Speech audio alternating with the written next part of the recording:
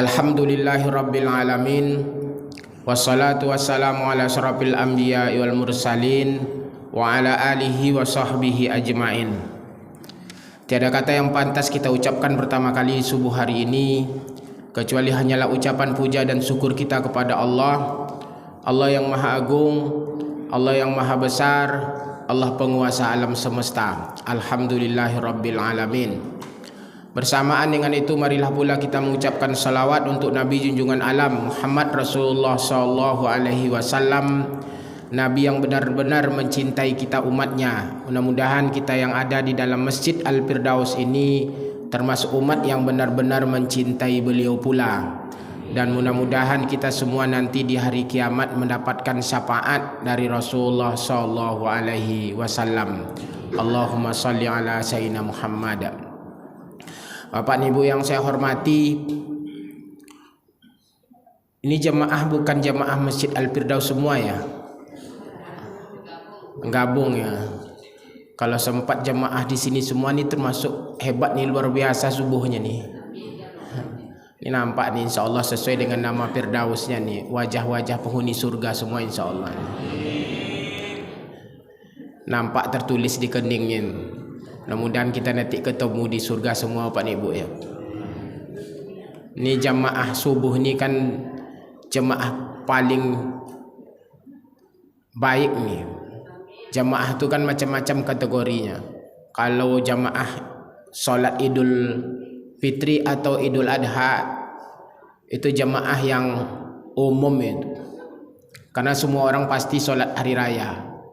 Walaupun solat-solat lain dia tak solat, tapi solat Idul Fitri hadir ya. Menaik sedikit Jumat.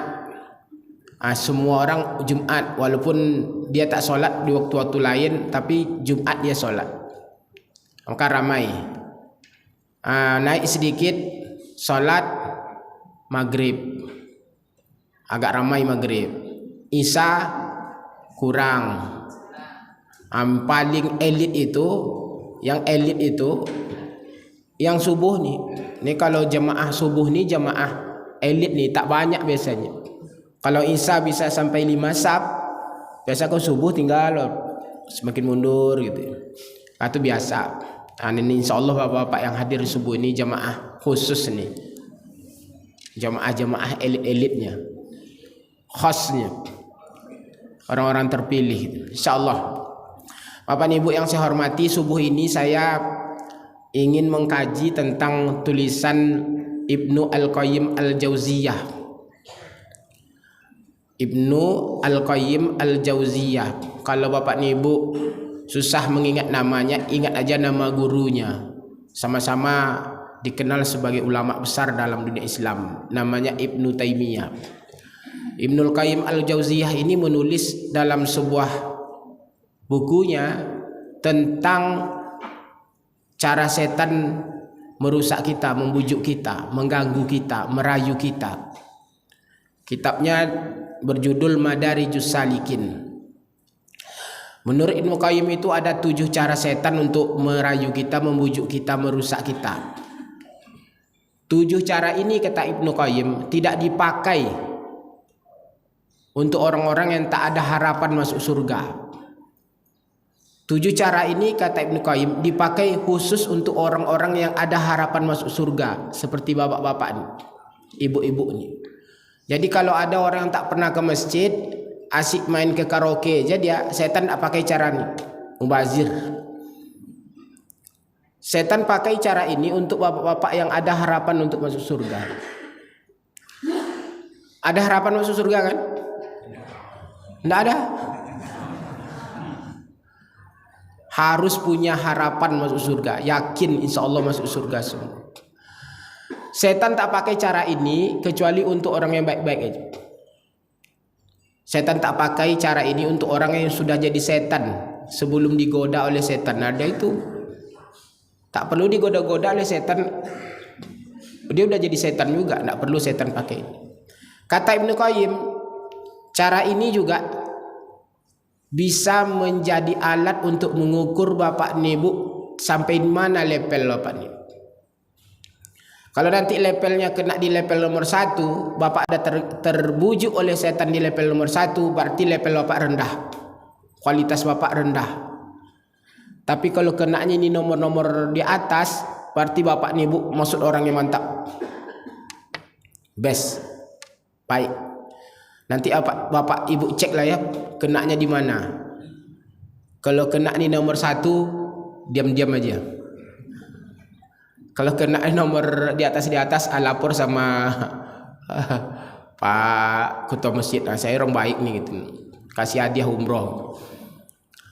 Dilihat nanti kenanya di mana. Kalau kenanya nomor 1 berarti level-level rendah. Tapi kalau kenanya nomor 5, 6, 7 berarti bapak level orang hebat-hebat. Level orang baik-baik, orang soleh-soleh. Nanti bapak ibu cek ya kena di mana. Kita kaji satu-satu pendek-pendek aja. Kita ngaji sampai waktu suruh aja, sampai waktu salat suruh. Kenanya di mana? Bapak ibu kita mulai. Apa yang dilakukan oleh setan pertama membujuk kita, kata Ibnu Qayyim dalam bukunya Madarijus Salikin itu. 1, ia dorong kita, ia bujuk kita untuk kufur. Kafir.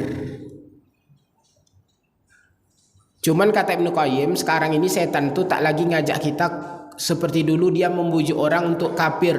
Kalau dulu kan ayo sembah patung, sembah pohon.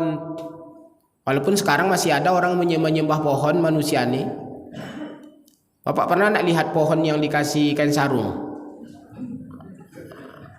Di Pekanbaru ini ada enggak? Kalau ada berarti percaya bapak, lalu bapak takut dengan kayu itu, lalu bapak ikut pula menyembah kayu itu. Atau bapak berarti selesai bapak itu, nomor 1 bapak kena. Atau menyembah gunung, atau menyembah sesuatu yang lain lagi. Kata Ibnu Qayyim sekarang itu setan tak pakai cara itu lagi katanya. Itu sudah sangat tak rasional. Kalau bapak dirajuin sekarang ayo nyembah patung, nyembah berhala, menyembah kayu, enggak mungkin bapak nih.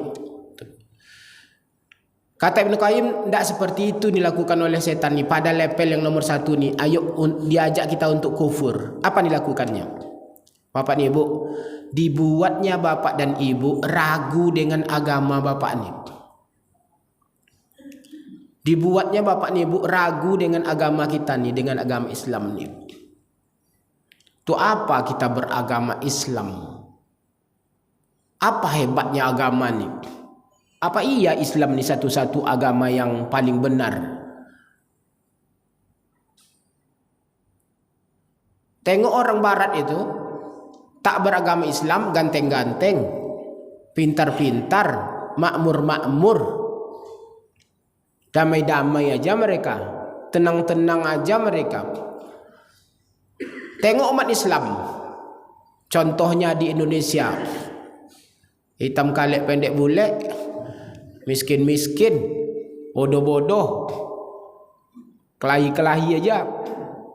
Pergi ke Timur Tengah, perang-perang aja mereka di sana.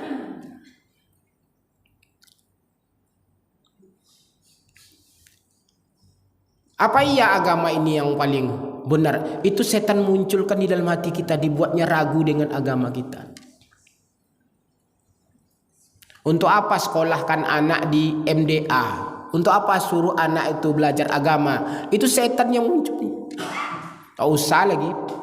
Nanti cukup aja dia belajar matematika, belajar sains, belajar ini segala macam supaya dapat dunianya, dapat duit. Ngapain kalau belajar agama nih tak dapat apa-apa? Itu setan dibujuknya kita untuk kita ragu dengan agama kita nih, agama Islam. Pernah muncul tak di hati itu? Jangankan bapak, saya juga muncul di hati saya. Kadang-kadang terpikir di hati saya, ngapain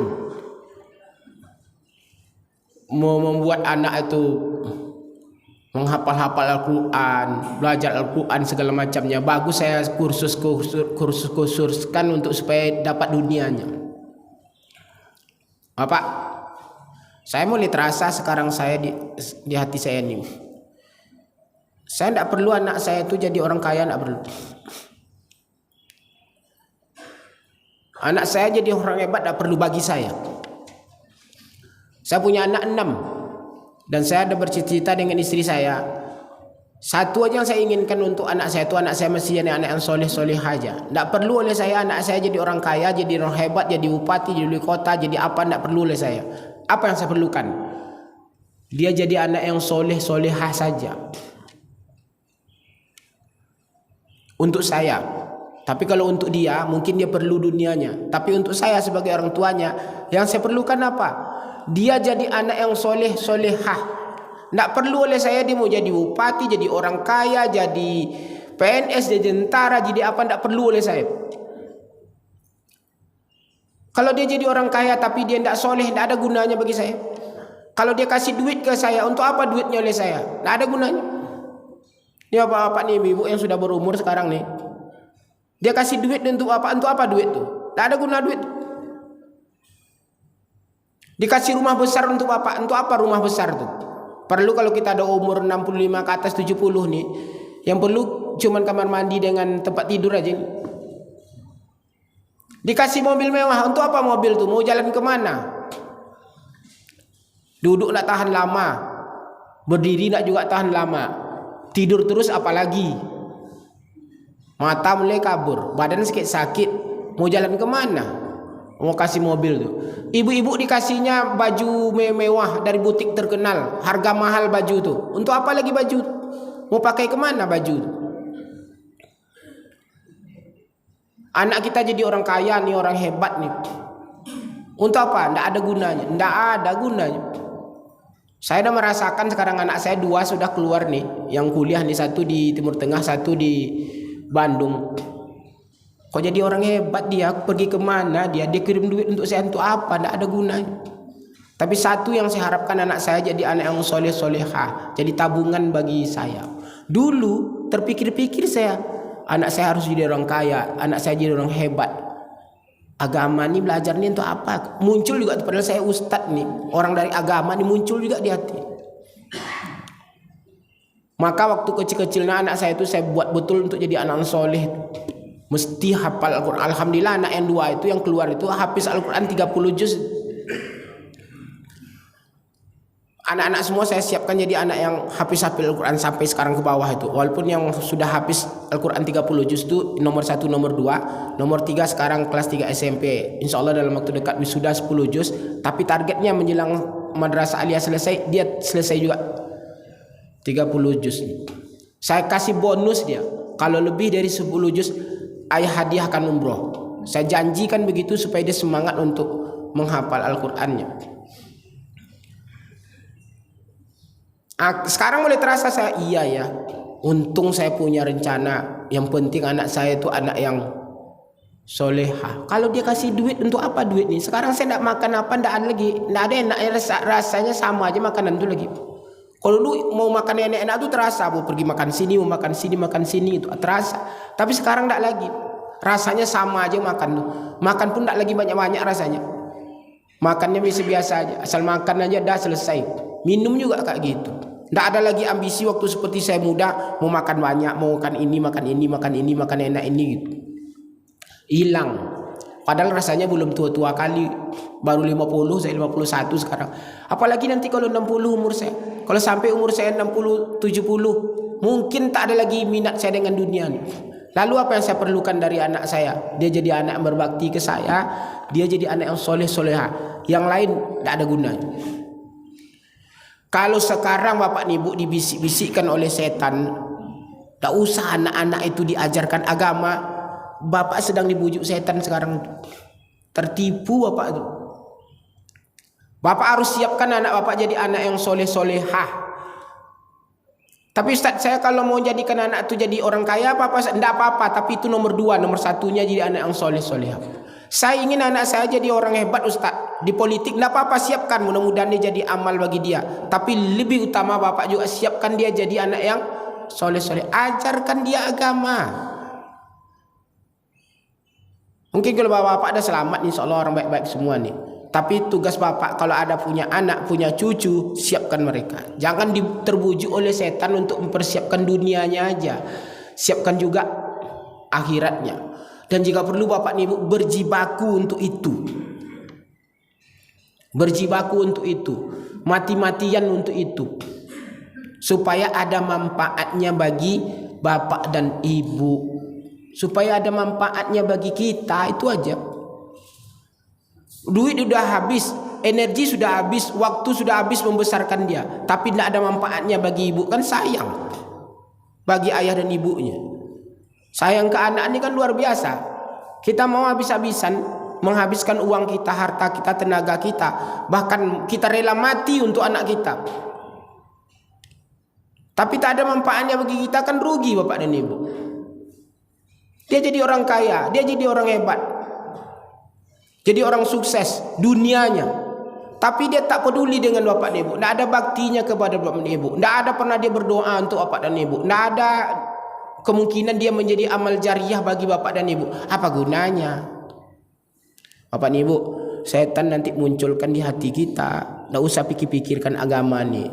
Tidak usah didik anak kita agama nih. Tidak usah pedulikan. Pak dan ibu ya. Itu cara setan yang pertama, kata Ibnu Qayyim Al-Jauziyah. Didorongnya kita untuk meragukan agama kita. Ada ragu dengan agama ini? Kalau tidak ada, alhamdulillah selamat. Tapi kalau masih ada yang meragukan dengan, apalagi sempat mengatakan semua agama itu sama, itu sekuler tuh. Semua agama sama benarnya, sama-sama masuk surga. Ada teman saya agamanya Hindu apa Buddha tuh. Saya suruh dia masuk Islam karena dia mau maju menjadi salah satu calon wali kota di satu tempat. Lalu dia sebut ke saya, kamu dukungnya saya Akbarizannya, katanya. Enggak sebenarnya. Kenapa? Agama kamu tak Islam. Kamu masuk Islam dulu, saya dukung. Kamu tak akan menang, saya bilang. Kecuali kamu masuk Islam dulu. Enggak, saya beli semua partai, katanya. Ini satu daerah nih. Saya beli semua partai, katanya. Nanti saya jadikan saingan saya yang bodoh-bodoh aja, katanya. Tak akan dipilih orang kamu, saya bilang, kecuali kamu masuk Islam. Saya bilang begitu. Menang tuh orang yang bodoh yang kamu siapkan itu. Ini orang kaya dia nih.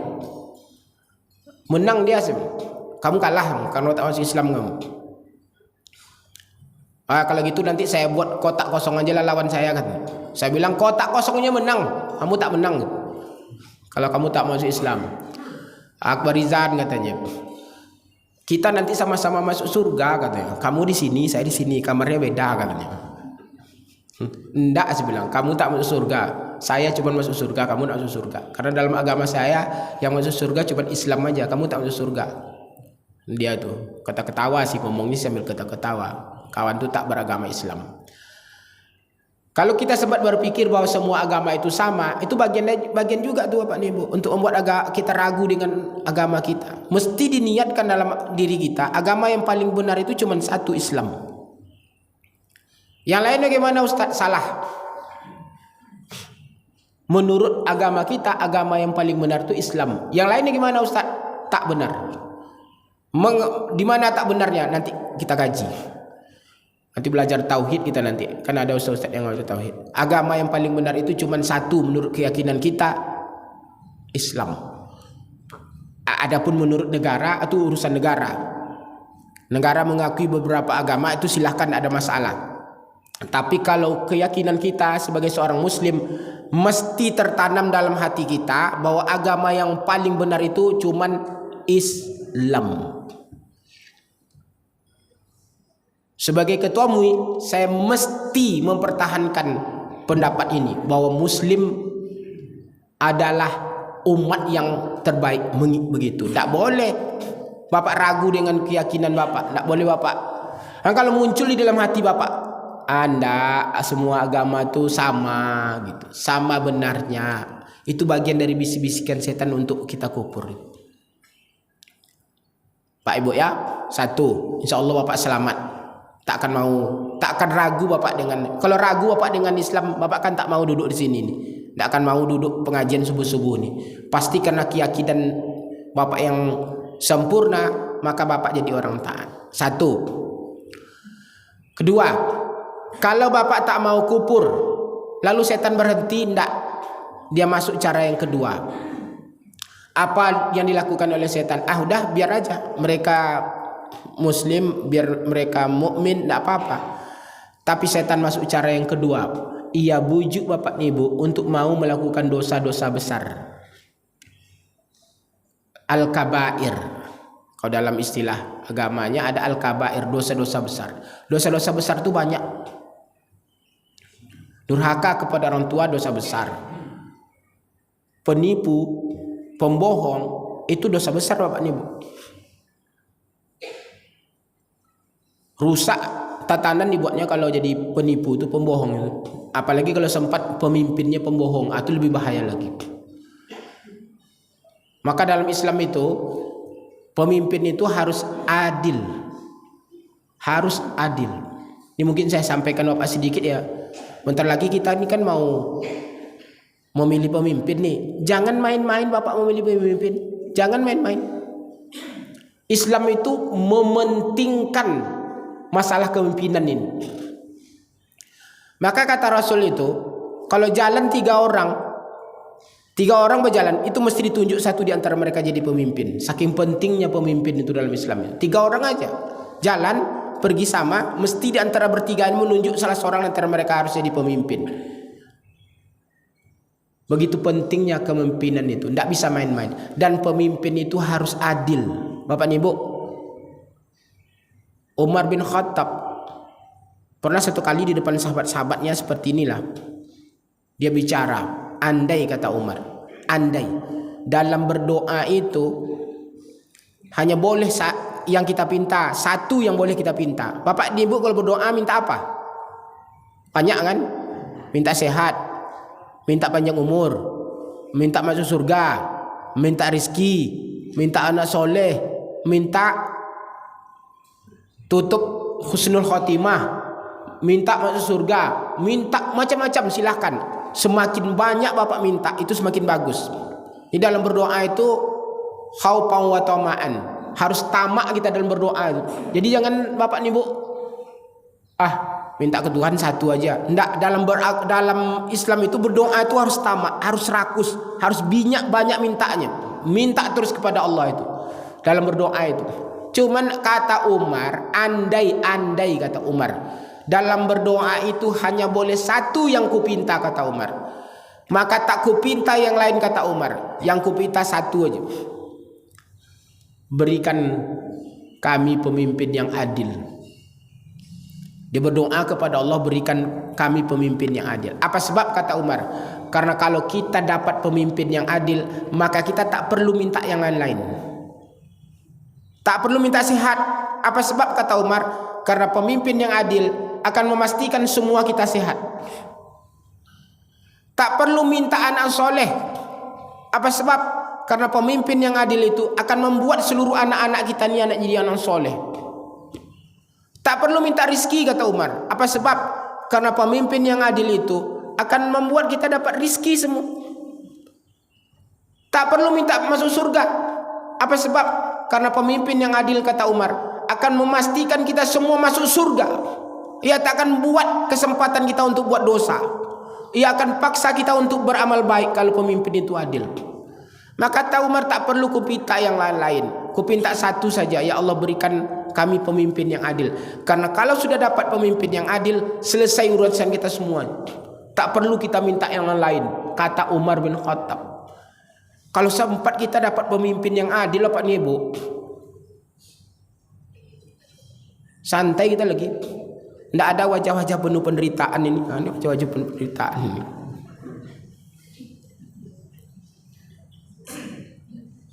Maka jangan main-main memilih pemimpin. Jangan main-main. Jangan karena 100.000, 200.000, karena ini segala ini kelompok partai dan segala macamnya. Bapak Ibu harus berpikir. Bapak besok harus jadi tim sukses semua. Tim sukses siapa? Tim sukses calon pemimpin yang adil. Siapa orangnya? Tidak usah saya sebut, tanya aja kepada orang baik-baik di sini siapa besok yang akan kita pilih. Ustadz, ini buruk kok dua-duanya, cari yang kurang buruk. MUI sudah memfatwakan haram hukumnya golput, tidak ikut memilih, wajib memilih. Sebab kalau seandainya orang-orang baik seperti bapak-bapak ini tidak memilih, yang memilih itu orang jahat.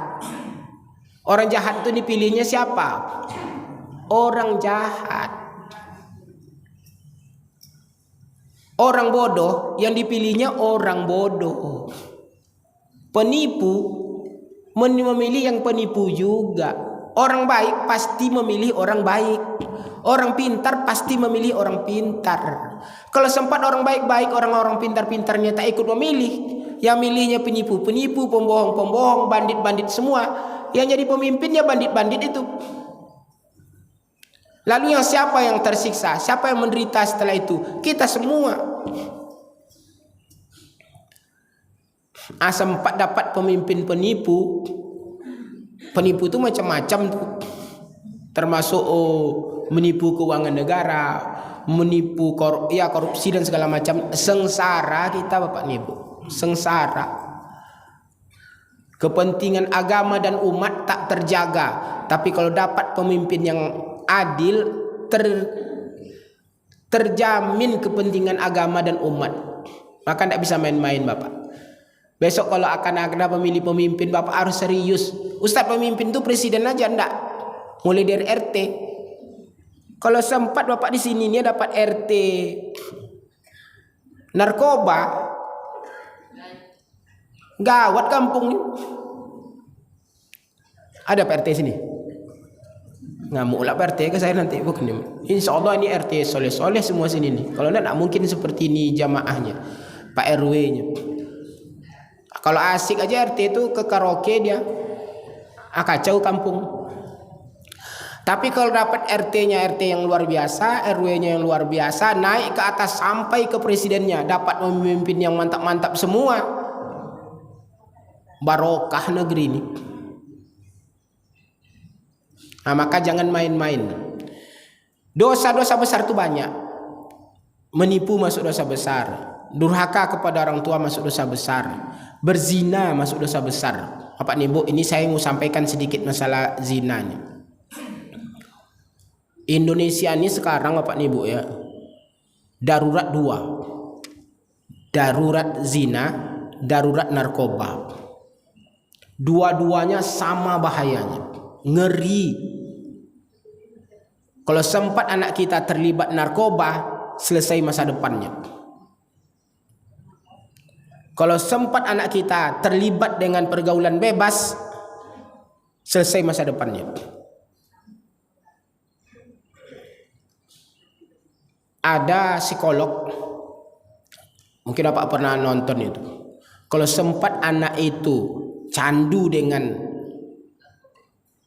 kalau narkoba sudahlah, candu dengan film-film pornografi, porno aksi dan segala macamnya, maka pengaruhnya luar biasa kepada mentalnya, kepada pikirannya. Yang ada dalam pikirannya itu aja. Dia tak mau lagi beribadah, tak mau lagi sholat, tak mau belajar, tak mau apa-apa lagi, karena pikirannya itu aja. Anak itu selesai. Maka jaga anak kita Bapak nih. Kalau ada yang punya cucu, jaga cucu. Jangan sampai kena dua nih. Narkoba, pergaulan bebas. Khususnya Android itu, HP itu jangan kasih ke anak. Jangan belikan dia. Jangan beri.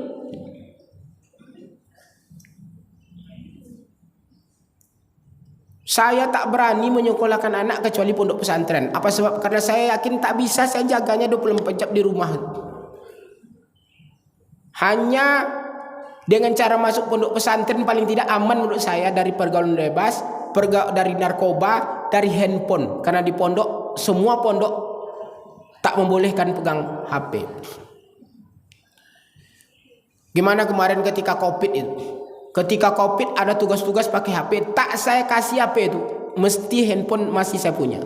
akun-akun saya, nomor-nomor saya, walaupun handphonenya berbuah karena anak berapa orang. Dan tak boleh ia bawa handphone itu dalam kamar. Kalau ada tugas-tugas di luar saja. Karena saya takut anak-anak sekarang tuh Bapak Ibu lahir bersama dengan handphone itu. Canggih dia, mengerti dia, jauh lebih hebat dari kita menggunakannya itu.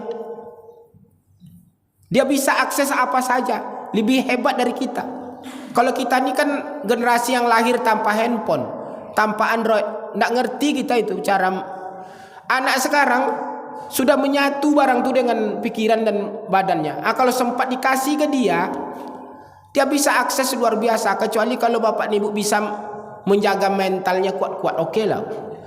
Saya tak izinkan anak saya bawa handphone ke kamar. Covid kemarin kan memaksa anak-anak itu harus pakai itu semua. Dan kamar anak saya sampai sekarang tak ada kunci dari dalam, tak ada grendel di dalam itu. Saya tanggalkan semua grendelnya. Tak ada kunci ini yang saya kasih itu. Anak tuh protes, kenapa ya nggak boleh kunci? Nggak boleh sih. Kenapa ya?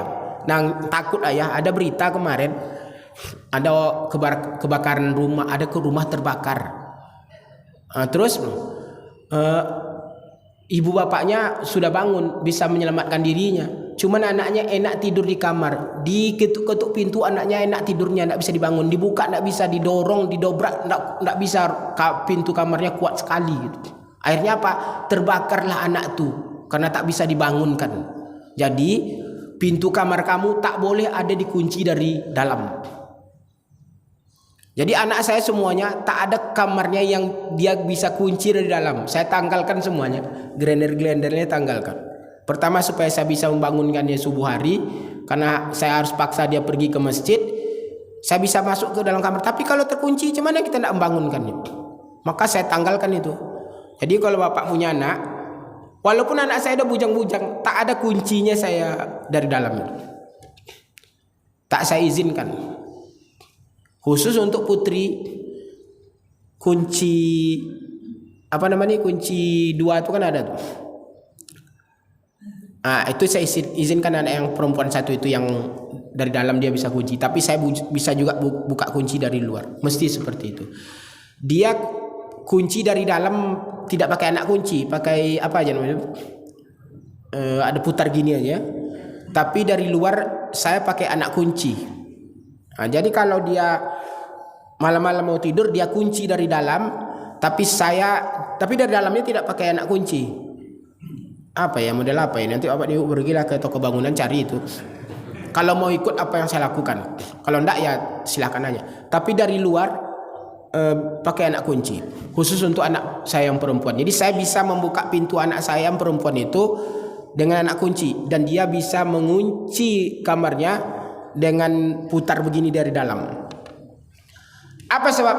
Bukan itu sesungguhnya. Itu ia juga. Takut terbakar itu ia juga. Bukan itu sesungguhnya. Tapi ada yang lebih saya takutkan daripada itu. Kalau sempat saya tak bisa masuk kapan-kapan ke kamarnya dengan tiba-tiba, saya tidak tahu apa yang dilakukannya tiba-tiba. Maka anak itu jadi takut dia. Jangan-jangan ayah nanti masuk seketika. Bapak Ibu sekarang, Bapak Ibu ya. Kalau dulu nih mohon maaf. Kalau orang mau melakukan zina, dia harus pergi ke teleju.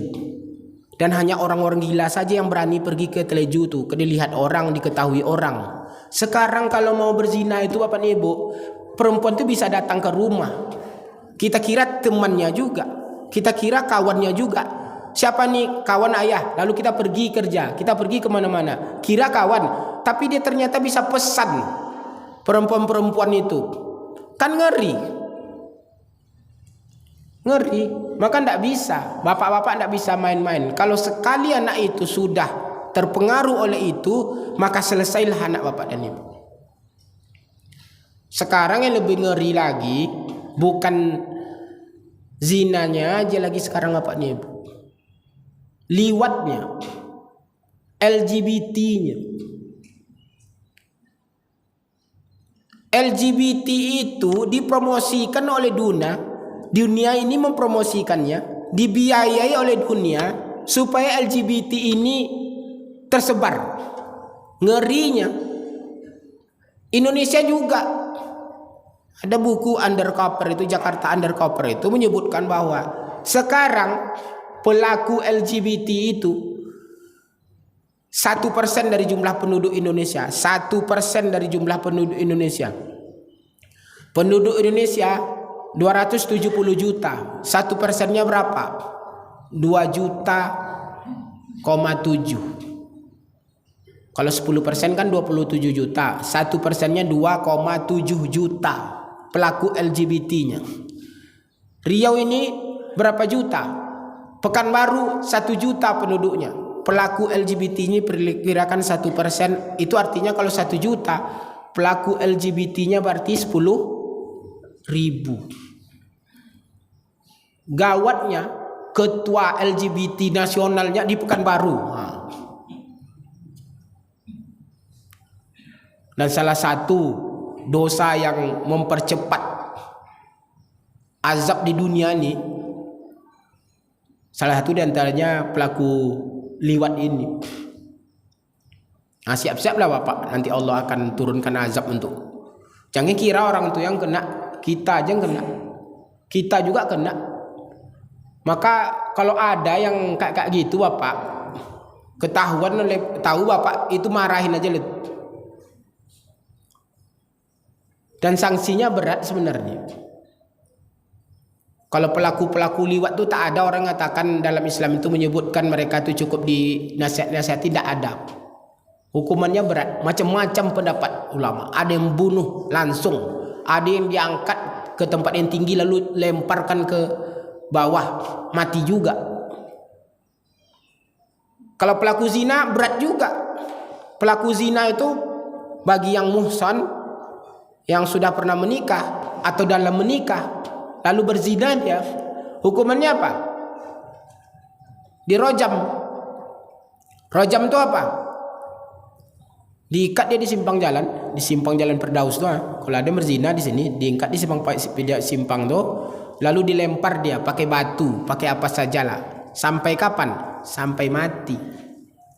Siapa yang berani lempar kuat-kuat itu pasti orang yang benci dengan zina. Tapi kalau ya jangan saya pula nanti kena lempar. Nah, tuh takut dia melempar. Sampai kapan? Sampai mati. Begitu Islam membenci perzinahan. Gimana kalau orang yang belum pernah menikah, disebut dengan yang masih bikir itu, perjaka dan perawan berzina, hukumannya berat juga. Diapain? Dijilid. Dijilid itu bukan dibuat jadi buku, bukan. Dijilid itu dicambuk. Berapa kali? 100 kali. 100 kali itu kalau selamat dia, setelah dijilid selamat dia masih hidup, apa sanksinya? Usir dari kampung, dari negeri itu. Kalau selamat. Kalau cambuk seperti di Aceh itu selamat insya Allah. Kalau cambuk di Aceh itu kan tidak boleh kita melajak mencambuknya kan. Mencabuknya kan kayak gini, ini rotan, gini, ini orangnya begini aja, tentu tidak sakit dia kan, itu pun pingsan-pingsan juga itu. Mencambuknya di Aceh itu Bapak Nebo, aturan mencambuknya berdirinya kayak gini, yang pegang rotan, lalu digini aja.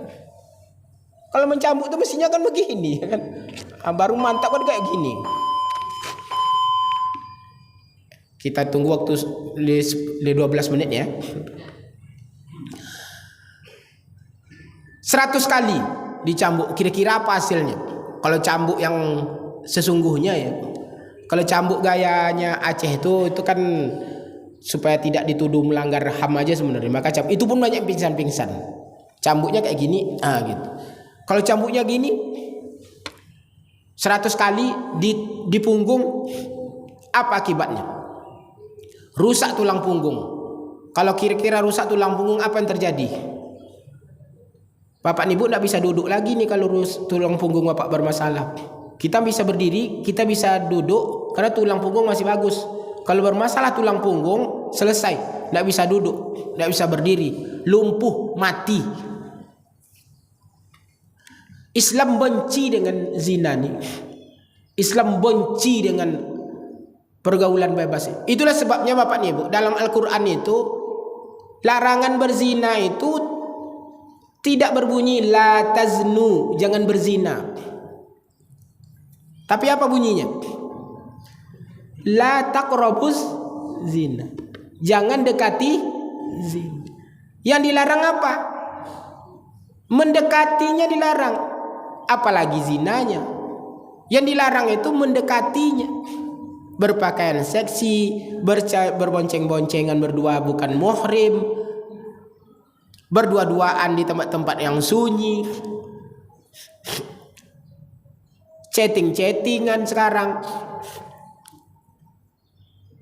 TikTok lagi. Kalau ada perempuan, kalau bapak ibu punya anak perempuan, tolong larang ya. Saya kalau lihat ada perempuan, lalu dia foto-foto selfie, masukkannya di media sosialnya, dalam pikiran saya perempuan ini pasti perempuan tak baik, itu aja tuh. Langsung tuh otomatis dalam pikiran saya. Mungkin itu juga pikiran bapak ini. Kalau ada perempuan sudah berkeluarga atau tak berkeluarga, dia selfie, ngamek-ngamek fotonya, terus dia share, perempuan ini tak baik. Kecuali kalau dia share itu ada kegiatannya, ada bersama-sama dengan lain, mungkin dia mau memberitahu orang dia punya kegiatan. Tapi tak ada pasal, foto-foto aja lalu di-share. Ini udah bersuami lagi.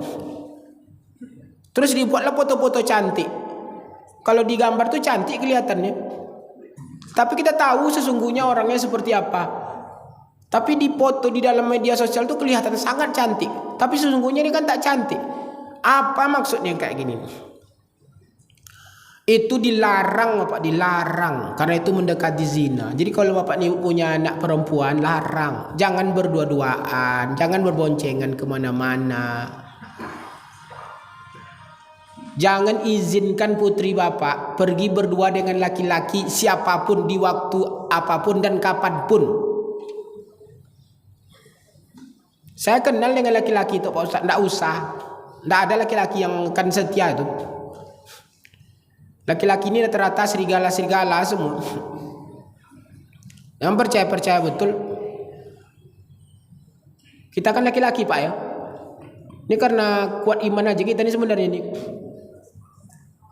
Rata-rata serigala-serigala semua laki-laki. Maka menurut saya jangan percaya dengan anak-anak perempuan Bapak pergi kemana-mana berdua itu jangan.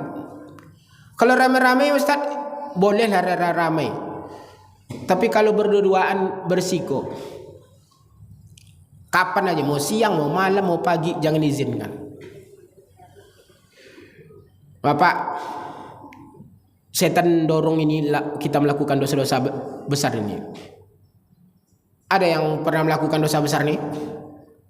Berzina tidak pernah ya? Membunuh orang pernah? Durhaka pada orang tua tidak? Menipu tidak? Selamat Bapak dan Ibu. Tak mau lakukan dosa besar. Kufur tidak juga, dosa besar tidak. Lalu setan putus asa? Tidak, dia masuk cara yang ketiga. Apa yang dilakukannya? Ia dorong Bapak dan Ibu untuk mau melakukan dosa-dosa kecil, saghair. Kufur tidak mau. Bapak selamat. Dosa besar tidak. Saya yakin di antara kita bapak-bapak dalam ini tidak ada yang melakukan dosa besar. Setan dorong kita untuk mau melakukan dosa-dosa kecil. Dosa-dosa kecil itu kayak apa Ustaz? Ngambil-ngambil pena di kantor, kan dosa kecil. Ambil-ambil mangga tetangga, hendak beritahu, kecil. Ngerumpi-ngerumpi sedikit, dosa-dosa kecil. Setan itu nanti Bapak Ibu, ketika Bapak sudah tahu ini dosa, dia munculkan dalam hati itu tidak apa-apa, itu dosa kecil, nanti bisa dihapus dosa itu. Karena ada bulan Ramadan. Bulan Ramadan itu kan bisa menghapuskan dosa-dosa. Nanti Ramadan aja Pak menghapuskannya, tidak apa-apa lah, dosa kecil. Kata Ibnu Qayyim, dibisik-bisikkan di hati kita nih, untuk kita menganggap apa yang kita lakukan itu cuma dosa kecil. Pernah tak muncul di hati Bapak, ini dosa kecil cuman ini? Muncul tak itu? Lalu kalau itu muncul di hati bapak, itu setan sedang bisikkan, bapak mesti lawan. Apa yang bapak harus lakukan? Ingat kata Ali bin Abi Thalib karamallahu wajhah. Dosa yang paling besar itu kata Ali adalah dosa yang dianggap kecil oleh pelakunya. Apa sebab kata Ali? Karena kalau kita menganggap ini kecil, nanti kita lakukan terus kecil. Lalu kecil-kecil ini banyak, ya besarlah dia. Jadi kalau kita menganggap dosa itu cuma dosa kecil, itu setan sedang jalankan rencananya. Dalam hati kita, tidak apa-apa di dosa kecil, tidak ada masalah, dosa kecil. Minta ampun kepada Allah, insya Allah selesai ini. Muncul itu dalam hati kita. Tapi ingat apa kata Ali bin Abi Thalib, dosa yang paling besar itu kata Ali adalah dosa yang dianggap kecil oleh pelaku. Nah, ketika muncul dalam hati bapak dan ibu itu dosa kecil, segera jawab, enggak, ini setan sedang jalankan rencananya. Oke, bapak dan ibu, 3, tak mau kufur, tak mau melakukan dosa besar, tak mau melakukan dosa kecil. Kalau bapak ada selamat 3 nih, bapak dah masuk orang baik. Apalagi dosa kecil enggak mau, dosa besar apalagi, kufur enggak, kan dah hebat bapak dan ibu. Lalu setan selesai? Enggak. Setan dorong bapak dan ibu untuk percaya dengan yang hurapat, dengan yang mistik-mistik, dengan yang tahayul-tahayul, dengan yang bid'ah-bid'ah. Bapak ni enggak mau kafir nih. Bapak enggak mau nih dosa besar enggak ada. Dosa kecil juga bapak enggak mau lakukannya. Tapi setan masuk yang keempat. Apa dilakukannya? Didorongnya bapak mau untuk melakukan hal-hal yang mistis-mistis,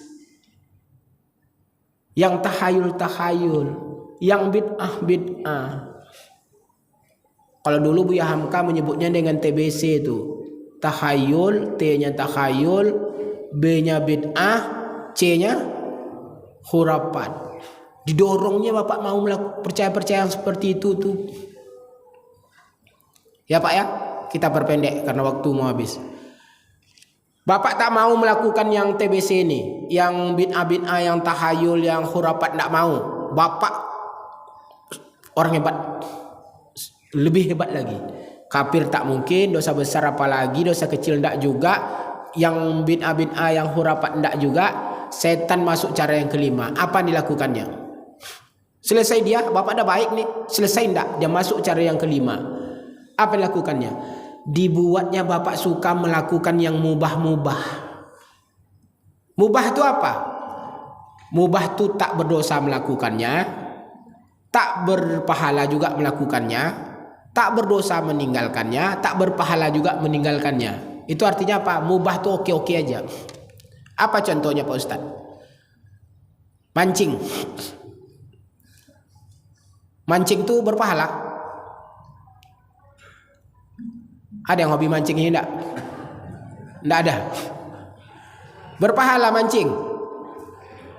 Berdosa? Enggak. Nonton bola malam-malam. Ini penggemar bola nampak saya banyak juga. Nonton bola malam-malam. Ibu-ibu arisan. Berpahala enggak arisan itu? Silaturahminya berpahala. Mancing itu bisa pahala kalau cari ikan. Tapi ada orang memancing itu bukan cari ikan, hobi aja. Ada ibu-ibu hobinya arisan. Itu didorong oleh setan itu. Didorongnya Pak hobi mancing, bukan untuk cari ikan, mancing aja. Saya tuh stres saya lihat di Jalan Garuda Sakti Bapak Ibu, ada parit Garuda Sakti itu agak besar sedikit. Ada orang mancing di parit itu, itu penting saya nengok itu. Ada ndak ikan dalam itu. Ada mancing di parit tuh. Parit kotor, ada mancing di situ. Duduk dia mancing di situ. Orang ini sehat, berakal, dia tahu saya tetangga saya mancing di situ. Pikiran saya nak masuk di, saya kan bukan orang yang hobi mancing Bapak nih Bu ya. Kalau mancing ini paling ndak bisa saya nih. Maka ikan-ikan kalau saya mancing pun tak mau makan kail saya karena tahu dia saya nih bukan pemancing. Mau beli di pasar dapat selesaikan tuh. Tapi orang-orang mancing ini bisa pulang-pulang malam dia tuh, bisa berhari-hari dia di sungai-sungai itu atau di laut itu cari ikan itu, mancing itu. Dibuatnya kita hobi dengan yang mubah-mubah itu, tapi saat yang bersamaan dibuatnya kita lupa dan lalai dengan yang wajib. Gara-gara mancing tinggal kewajiban.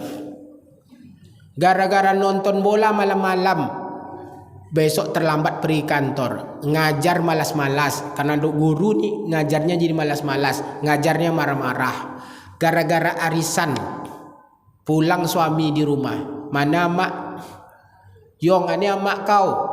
Amak pe arisannya ya. Adik tengoknya wajah anak tu, ingus anak tu melelele, celana melorot, tengok rumah berantakan. Aki kira seperti apa tu? Hobi arisan. Itu strategi setan itu. Dibuatnya kita suka dengan yang mubah-mubah itu, senang melakukan yang mubah-mubah itu, tapi yang mubah-mubah itu melalaikan yang wajib-wajib yang mesti kita lakukan. Jadi kalau bapak nanti hobi mancing tidak apa-apa, tapi pastikan bapak tidak sedang dalam jebakan setan. Semua kewajiban bapak tidak terganggu karena hobi itu, karena mancing itu atau hobi-hobi yang lain.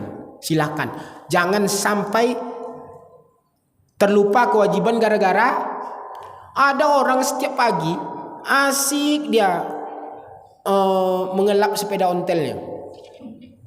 Ada dosen di Win tuh ngelap sepeda ontel, kerjanya tiap pagi ontel. Terus saya datang, saya Pak sambil ngelap tuh selawat ya, bilang berzikir ya gitu, supaya dapat pahala. Sepeda ontelnya banyak dan setiap saat dia ngelap sepeda ontel. Satu kali dia kasih tahu saya, Barizan ganti saya kan, wakili saya karena saya tak bisa hadir, dia pejabat. Kenapa Pak? Badan saya kurang sehat. Kemarin saya lihat Bapak sehat-sehat aja. Iya katanya, kemarin saya pakai ikut itu apa namanya sepeda ontel tuh putar-putar. Terus pas di Mall SK tuh hujan katanya di tengah hari itu. Sekarang demam saya. Terus saya bilang itulah Pak gitu. Bapak udah tua, masih sepeda juga Bapak lagi, mana panas juga Bapak lagi, sepeda ontel juga Bapak lagi. Gara-gara sepeda ontelnya tadi itu demam dia, padahal tugasnya besok dia harus isi di sana. Tak gagal itu bagian dari cara setan. Ini orang baik nih Bapak, ini orang baik nih. Tidak mau melakukan dosa besar, tidak mau melakukan dosa kecil, dia tidak mau melakukan TBC. Dia udah baik nih, tapi setan tidak selesai. Dia dorong untuk mau melakukan yang mubah-mubah itu. Oke, 5. Kita selesaikan Bapak nih Bu ya, tinggal sedikit. Kalau Bapak mampu juga tak terjebak oleh yang mubah-mubah itu, apa setan selesai enggak? Bapak ini udah sangat baik orangnya nih. Udah luar biasa nih, udah mendekati orang takwa nih. Kufur tak mau, dosa besar enggak juga, dosa kecil apalagi enggak juga, bid'ah khurafat enggak, tidak tertipu oleh yang mubah-mubah itu. Apa yang lakukan lagi yang setan lagi yang selanjutnya? Apa kata Ibnu Qayyim? Dibiarkannya Bapak untuk melakukan yang baik-baik, tapi pada saat yang bersamaan ia buat Bapak lupa dengan yang lebih baik. Ini baik nih, tapi ada sesungguhnya yang lebih baik Bapak lakukan, tapi setan dorong lakukan yang baik ini, padahal yang lebih baik itu mestinya Bapak lakukan. Apa contohnya Pak Ustadz? Yang mudah kayak gini Bapak Ibu. Kalau ada orang berzikir dari pagi sampai sore di masjid ini baik enggak? Baik enggak? Setan dorong Bapak untuk mau berzikir dari pagi sampai sore di sini di masjid nih. Itu baik. Itu aja lah kamu lakukan terus. Ada enggak yang lebih baik daripada berzikir di masjid? Ada enggak? Apa? Kalau ada di antara Bapak nih, habis suruh ini selesai berzikir nih. Ini sekarang pahala kita udah banyak nih insya Allah nih, kalau hitung-hitung matematika pahala Bapak Ibu. Siapa yang sholat subuh berjamaah, lalu berzikir duduk dalam masjid sampai suruh, lalu melakukan sholat sunat 2 rakaat suruh, itu pahalanya sama dengan sekali haji atau umroh, ya kan? Kalau udah kayak ini udah besar pahalanya nih. Lalu setelah itu Bapak duduk juga di masjid ini berzikir lagi sampai siang, mana lebih baik bapak keluar dari masjid ini, bapak putar-putar di kampung-kampung nih, karena bapak ada pensiun nih, kerjaan ndak ada nih, bapak jaga kampung nih, tengok-tengok. Kalau ada yang kotor-kotor sampah-sampah di depan rumah itu, tok pintu pak sampahnya umpamanya. Lihat ada anak-anak remaja nongkrong-nongkrong di mana ndak baik-baik, nah jangan lakukan. Pergi ke sini segala macam, putar-putar bapak di kampung nih menjelang siang nih, bapak jaga kampung nih. Daripada bapak berzikir sendiri di masjid, mana lebih baik? Lebih baik bapak keliling itu, jaga kampung nih. Amar ma'rufnya nahi mungkarnya pak jalankan. Amar ma'ruf nahi mungkar itu banyak pahalanya, besar pahalanya. Kalau bapak berzikir sendiri di masjid nih, bapak mungkin masuk surga sendiri. Tapi kalau bapak jaga kampung nih, bapak masuk surga bersama dengan orang sekampung. Nggak usah takut orang ramai-ramai masuk surga pak. Surga itu besar, nggak akan penuh. Jangan dikapling surga itu untuk milik sendiri, yang lain kafir, nggak ada. Udah payah-payah orang ngajak orang untuk masuk Islam, lalu ada orang tukang kupur-kupurkan, kafirkan, bid'ah masuk neraka. Nggak usah, itu bukan tugas kita membid'ahkan orang, mengkafirkan orang. Payah ngajak orang nih payah. Jangan keluarkan orang dari agama nih. Bapak pergi putar-putar di kampung nih, kan saya ada pensiun Ustaz, nggak ada kerja nih. Putar-putar aja di kampung nih, bawa beberapa orang. Kalau sendiri nggak enak, elah kita buat rute, kita jaga kampung nih. Mana tahu ada orang jual togel datang ke sini. Pak, jangan datang di kampung nih lagi bawa togel nih. Pasang wajah agak sangar sedikit, ya kan? Nampak ini bapak nih bu ya, saya terpaksa pindah saya dari rumah saya itu gara-gara saya tak sanggup sendiri. Saya dulu tinggal di Marsan, di perumahan Melur Permai. Situ kompleknya awalnya bagus luar biasa, pesantren Babu Salam, ada SD Anamiro, TK Anamiro, orang-orang baik-baik. Tiba-tiba didirikanlah Robinson di situ, ramainya. Tapi sekarang ndak bagus apanya, ndak laris lah gitu. Robinson itu udah tutup apanya, tapi masih ada apanya, masih ada. Apa yang terjadi? Yang terjadi adalah ngekoslah di sekitar itu. Siapa? Orang yang nunggu-nunggu, yang jaga-jaga kedai-kedai di Robinson itu, sekitar itu. Dan itu yang rok-rok pendek lah, perempuan-perempuan itu rata-rata. Lalu masalahnya apa? Masalahnya adalah kalau sudah ada bunga di situ, datanglah kumbang. Perempuan itu tinggal di sekitar itu, di perumahan itu, di sekitar itu. Datanglah laki-laki. Laki-laki itu tentu kalau yang berrok-rok pendek, tidak mungkin laki-laki yang berjenggot-jenggot datang ke situ.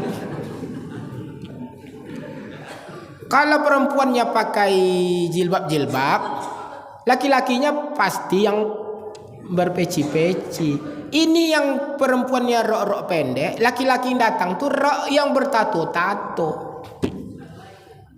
Apa yang terjadi? Rusak kampung tuh. Bermacam-macam cara saya lakukan, tidak mampu saya.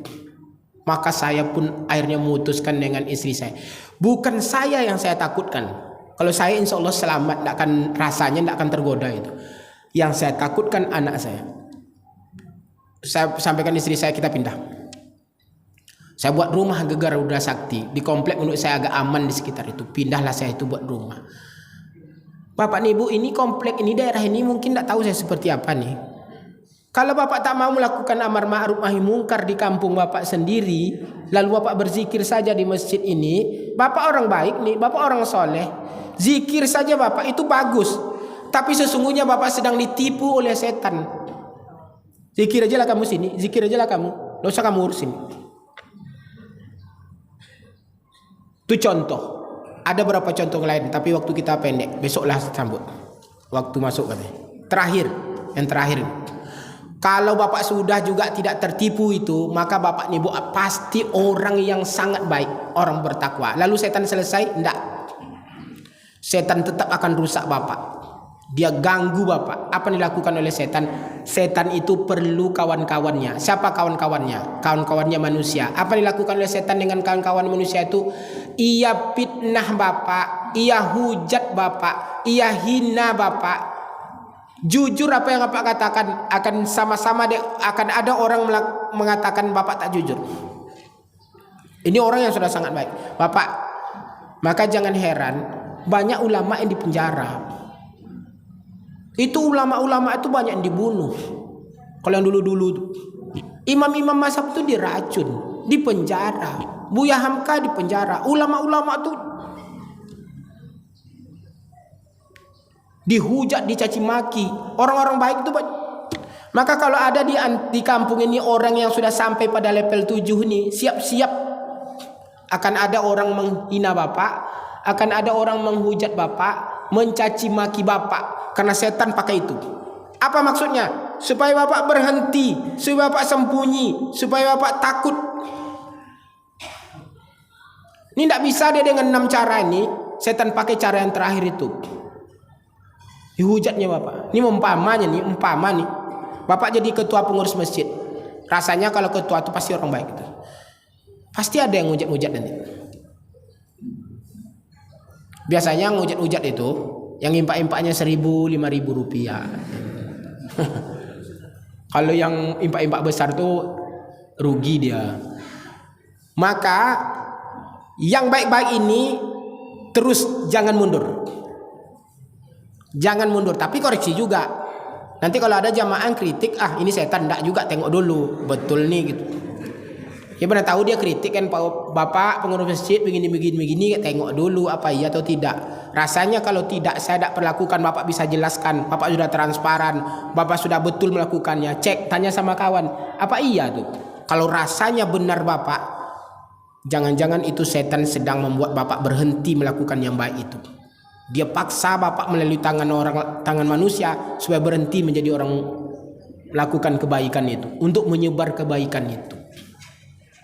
Saya punya bendahara. Saya dulu menjadi ketua panitia pembangunan masjid. Perumahan itu belum ada masjid. Saya jadi ketua panitia pembangunan masjid. Saya tunjuklah bendahara, tentara.